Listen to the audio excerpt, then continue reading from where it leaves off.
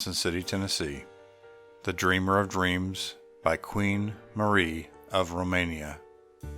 Chapter 2. I run across hills and dales. I wander through nameless lands, because I am hunting for a golden dream. Tagore. The road was long and dusty, and stretched out before the wanderer's feet.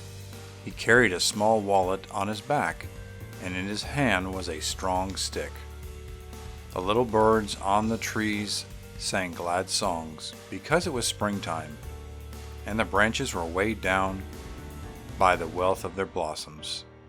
The wanderer was young, and his face was good to look upon.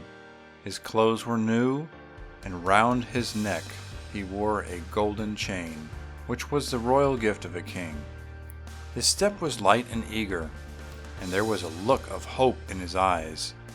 He had a flute in his pocket, upon which he played from time to time a sweet little tune, the end notes of which always sounded like an unanswered question.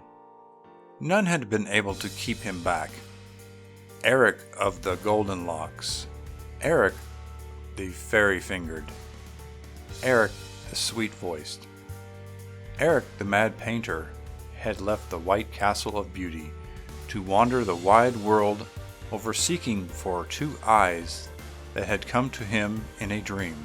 In the great hall King Wanda stood, looking over the unfinished frieze. It was a marvelous painting in glowing colors that ran all round the room. A master hand alone could have been capable of such perfect composition, such rich coloring, such charm and poetry. The great possession presented the triumph of love.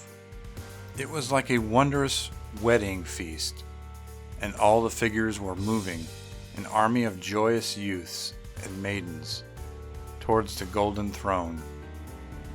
On the throne sat a woman whose golden robe flowed like a river, seen at sunset, down towards the youths and maidens who were singing songs of praise, whilst they swung bloom-laden branches over their heads and cast white roses before the throne of love.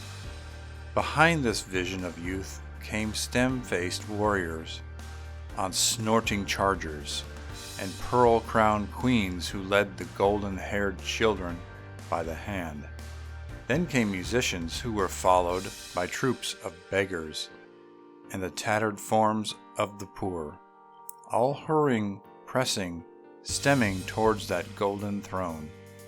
But the woman on the throne had no face. The fairy fingers of the artist had stopped here, suddenly, before the final accomplishment, which was to have crowned his whole masterpiece. Eric's brush had failed him. In his dreams he had seen the face he wanted, the eyes that haunted him, but the moment he woke his vision paled, and no effort of will could call back the look of those eyes which he needed for the woman on the throne.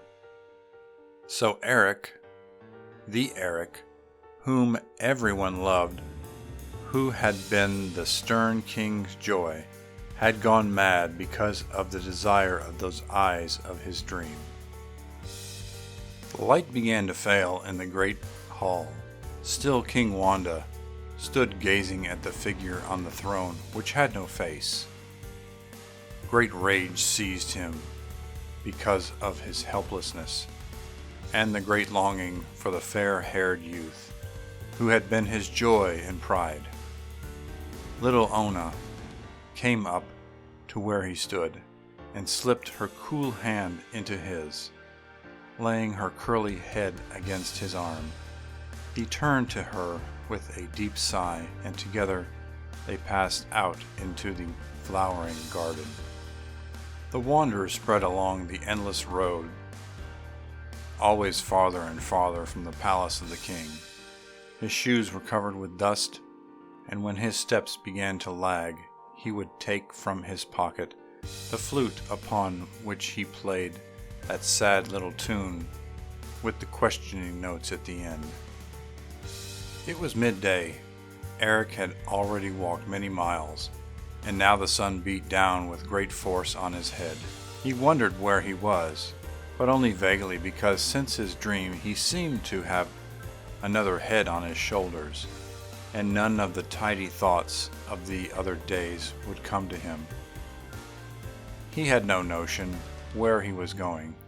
He only knew that he could not rest until he found that face he needed for his picture, and above all those great eyes that haunted his dreams. He sat very still at the edge of the road where he had thrown himself, closed his eyes, and the moment he did so those he was seeking were before him, great and luminous, with an expression he had never seen in any other look. How clear they were, and how steadfastly they rested upon him, with never a droop of the eyelids.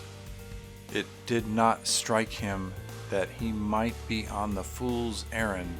He had no doubts and no fears. The great genius had become like to a little child, confident and with no thoughts of failure. He had no plan. He simply meant to travel all the world over till he found what he was seeking. God would care for him as he did for the birds of the air, and time did not count. He wiped his damp brow and then looked about him. All was very still. The air was laden with sweet perfumes of summer flowers. The sky was blue, and not a leaf stirred on the trees. Eric smiled to himself and played upon his flute. He liked to listen to his own little tunes.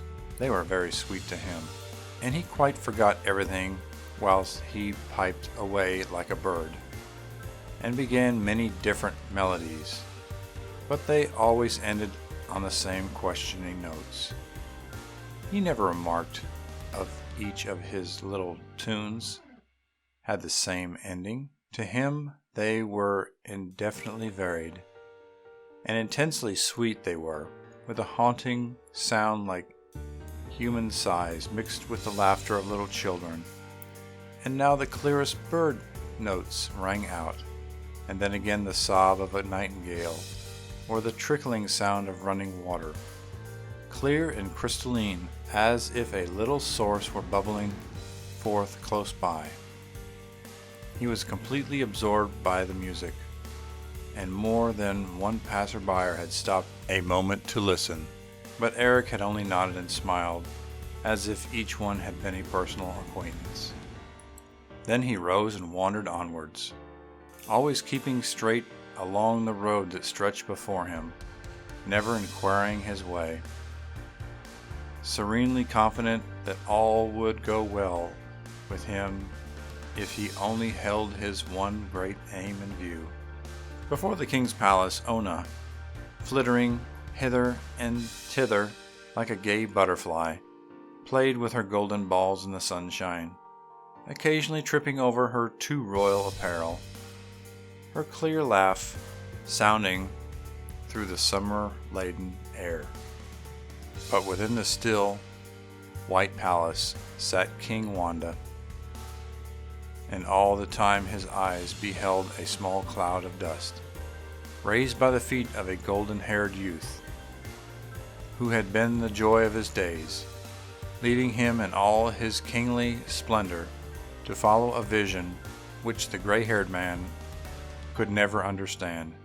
And it seemed to him that the little cloud of dust became always smaller and smaller, till he could see it no more. End of chapter 2. Recording by Larry, Johnson City, Tennessee.